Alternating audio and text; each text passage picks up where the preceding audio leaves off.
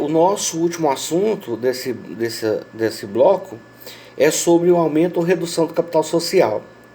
Isso tem uma repercussão muito grande na vida dos sócios. Talvez você não consiga vislumbrar isso no primeiro momento, mas eu vou dar um exemplo aqui que você vai conseguir entender melhor isso. Vamos dizer que eu tenho 20%, eu tenho 40% do capital social da empresa. Aí a Delana tem os outros 40%. E a Clarice tem 20%. De um capital de 100 mil reais. Ou seja, eu tenho 40, a Delana tem 40, a Clarice tem 40. Numa assembleia, nós vamos votar sobre o aumento do capital. E aí eu digo, olha, a empresa precisa de mais 100 mil. Então vamos colocar mais 100 mil na empresa. Aí eu voto a favor, Delana vota a favor, Clarice diz, olha gente, eu não tenho mais 20 mil reais para colocar. Porque para dobrar o capital eu tenho que trazer mais 40, Delana tem que trazer mais 40 e Clarice tem que trazer mais 40. Clarice vai dizer assim, ó gente, eu não tenho mais 40. Eu disse, não, então tá bom, então eu vou colocar os meus 40 mais 10. Delana disse, não, eu também então vou colocar os meus 40 mais 10. Só porque você viu o que aconteceu agora? Agora, você ficou sendo sócia de... Clarice ficou sendo sócia apenas de 5%. E aí, eu e Delana vamos ter que fazer uma transação aí, porque não pode ser fracionado, né? Então, vamos supor que eu coloque os outros 20. Então, eu agora sou sócio. Eu tinha 40, não é? Agora eu sou sócio de 50%. A Delana continua sendo sócia. Eu sou sócio de 45%, 55%. Delana é sócia de 40%. E Clarice agora ficou sendo sócia só de 5% do capital social. É matemática, gente. Faz na conta que você vai ver depois. Faz as duas comparações ali. Compara primeiro quando a empresa tinha só 100 mil de capital social. E depois você faz a comparação quando a empresa passa a ter 200. Lembrando que quando a empresa foi passar para ter 200, eu botei mais 50 mil. Então agora eu tenho 40 mais 50 mais 40, quer dizer, eu tenho 90 mil. Dos 200 mil que está lá, né, eu tenho 90, né? E aí as meninas vão lá colocando eu vou estar com 85 mil, não é isso? 40, eu vou estar com 40, que eu já tinha, mais 50, 90 mil, isso. E a Delana com 80 mil, e a Clarice continua tendo só 10 mil. Ou seja, em termos de voto, meu voto aumentou, né? Então, por isso que a legislação cria, né, algumas regras para isso. Se você quer mesmo aumentar o capital social, lembrando que nessa regra ali, primeiro os sócios têm preferência, para depois passar para os outros, tá no parágrafo 2º, né? Primeiro os sócios têm preferência de aumentar, e depois passa para os segundos, né? Para os terceiros, né?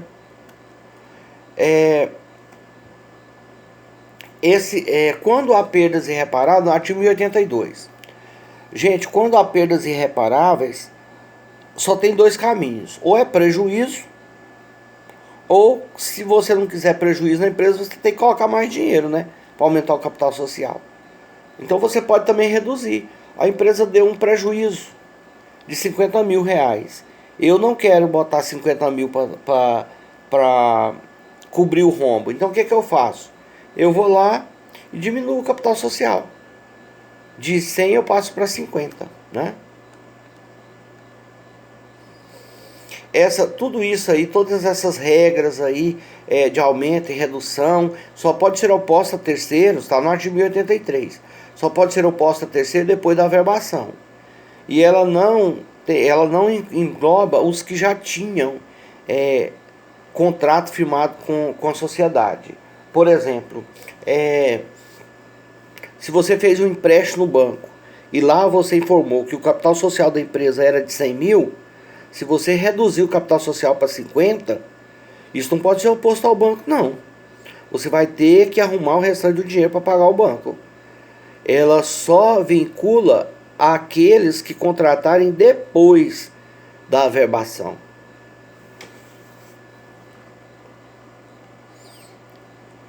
Bom, vamos falar sobre o sócio minoritário.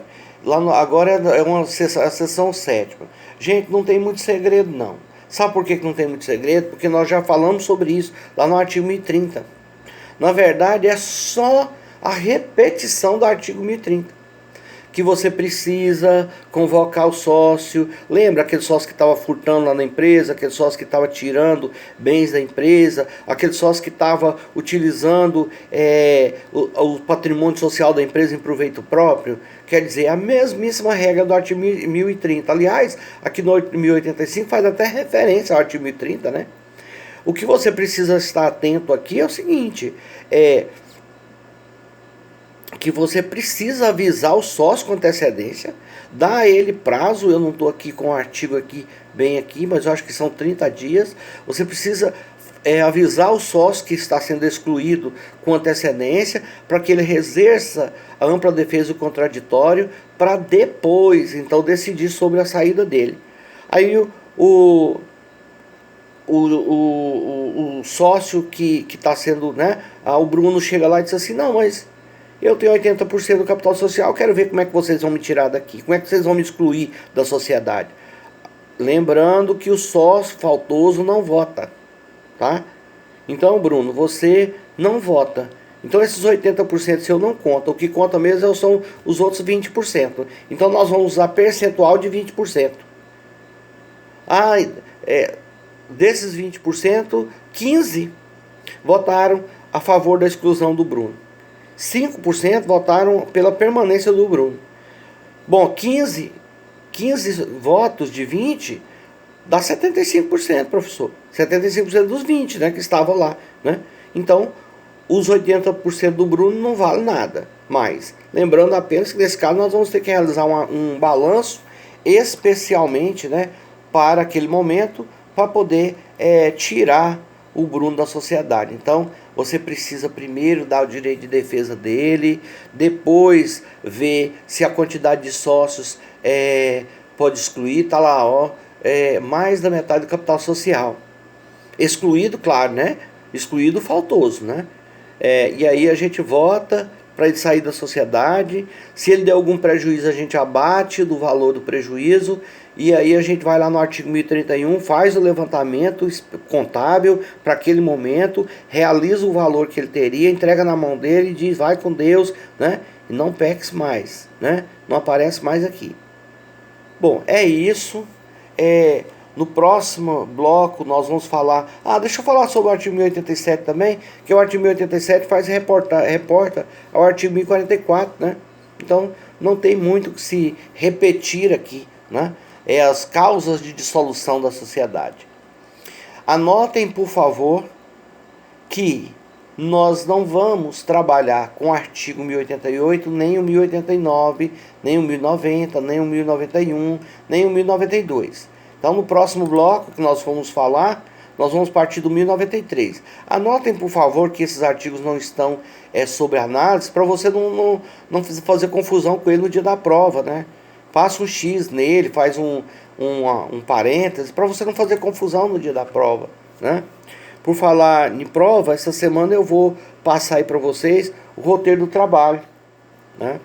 Amanhã eu vou me debruçar aqui em casa para fazer esses roteiros. E aí eu vou passar para vocês, porque esse trabalho vai ser dividido, vai ser somado com a segunda prova, dividido por 2, né? Para ajudar vocês aí com as notas, né? Para ver se Deus opera um milagre aí e todo mundo passa, né?